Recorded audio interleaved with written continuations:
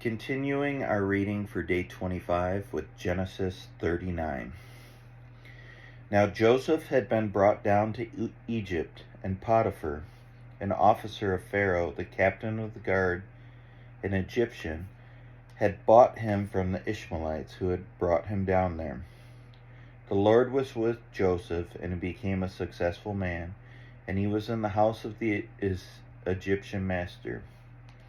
His master saw that the Lord was with him, and that the Lord caused all that he did to succeed in his hands. So Joseph found favor in his sight and attended him. And he made him overseer of his house, and put him in charge of all that he had. From the time that he had made him overseer at his house, and over all that he had, the Lord blessed the Egyptian's house for Joseph's sake. The blessing of the Lord was on all that he had in the house and field. So he left all that he had in Joseph's charge, and because of him, he had no concern about anything but the food he ate. Now Joseph was handsome in form and appearance, and after a time his master's wife cast her eyes on Joseph and said, "Lie with me." But he refused, and said to his master's wife, "Behold, because of me my master has no concern about anything in the house, and he has put everything that he has in my charge.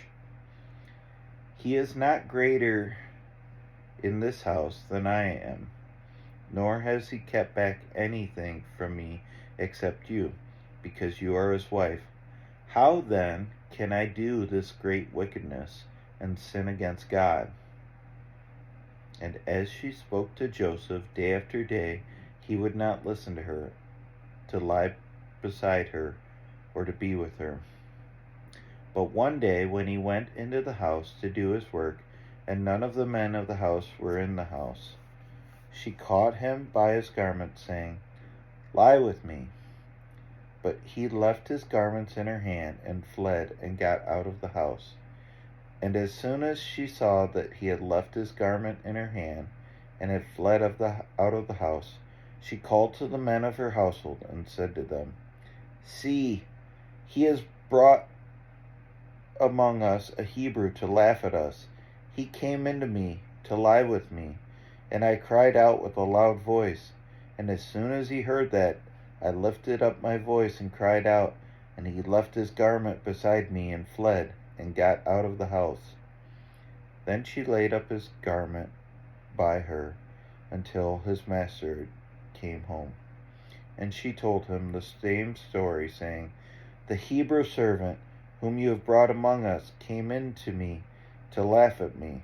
But as soon as I lifted up my voice and cried, he left his garment beside me and fled out of the house." As soon as his master heard the words that his wife spoke to him, "This is the way your servant treated me," his anger was kindled. And Joseph's master took him and put him into prison, the place where his king's prisoners were confined, and he was there in prison. But the Lord was with Joseph, and showed him steadfast love, and gave him favor in the sight of the keeper of the prison. And the keeper of the prison put Joseph in charge of all the prisoners who were in the prison. Whatever was done there, he was the one who did it. The keeper of the prison paid no attention to anything that was in Joseph's charge, because the Lord was with him, and whatever he did, the Lord made it succeed.